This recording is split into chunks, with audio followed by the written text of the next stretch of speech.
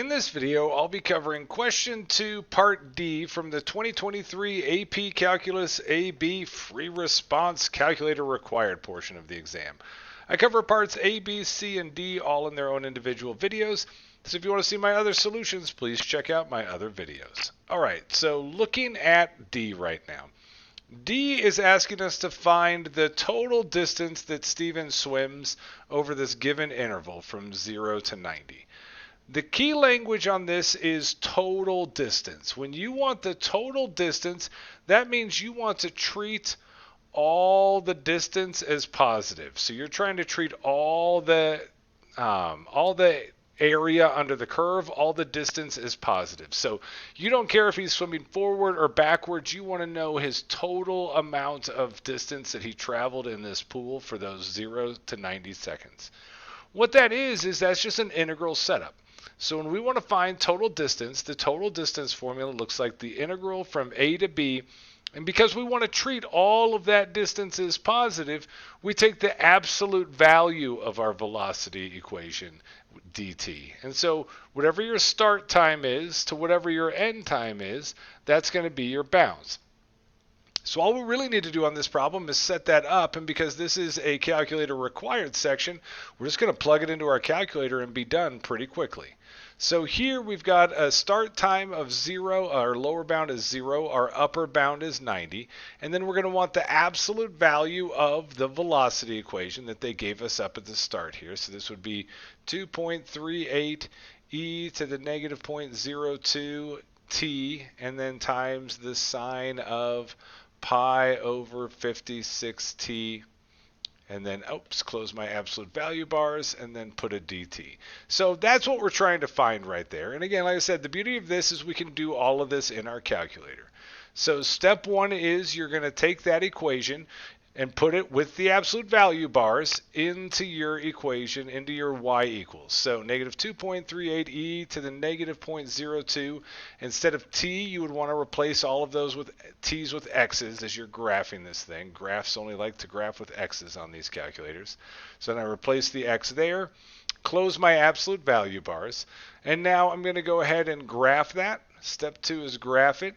And we're going to need to set our window on this. If you've been following along through my previous videos, then you probably already have your window set to 0 to 90 from earlier.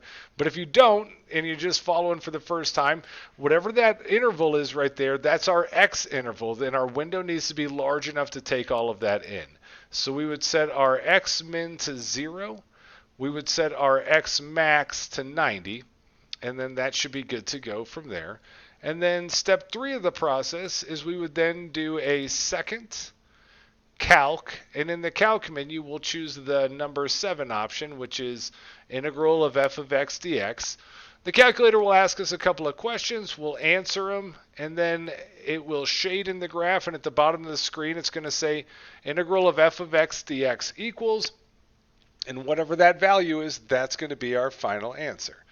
So let's go to it. Let's open up our calculator. We go to the y equals, the button in the top left. If you were following along from the previous videos, you've got this sitting in front of you right now with the equation already there. Unfortunately, we can't just insert it into the absolute value bars, so you'd have to clear that out. Then to find your absolute value bars, they're under the math button on the left-hand side. And if you scroll over to that num menu, the number 1 option there is ABS, that's absolute value. Hit enter on that, and then we'll type in this equation. So 2.38 e to the negative 0.02x, and then sine of pi divided by 56x. Close that parentheses, and we're done.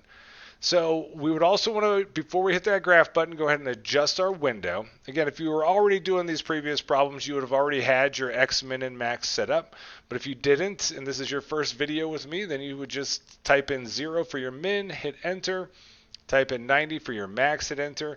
I adjust the scale on mine. That's just where the tick marks are. It just makes the graph look nicer for me. And also remember that when you're graphing on this, you always want to be in radian mode. So make sure your calculator is set to radian mode. Mine is, and now I'm ready to graph. And once I'm there, now that I can see the graph, I'm just going to go through that integral process. So I'm going to go second, choose the Calc menu, the button above Trace at the very top, and then I choose the number 7 option, integral of f of x dx. It's going to ask me for my lower limit. My lower limit is my lower bound. I type in 0. I hit enter. It wants the upper limit. That's my upper bound. I type in 90. Hit enter.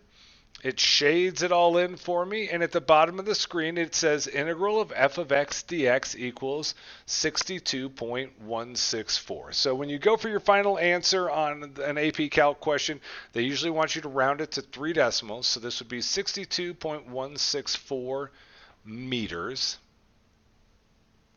And that's going to be our total distance. And so what you would do here at the end, right, is, maybe give them a little bit of a statement and say the total distance Stephen traveled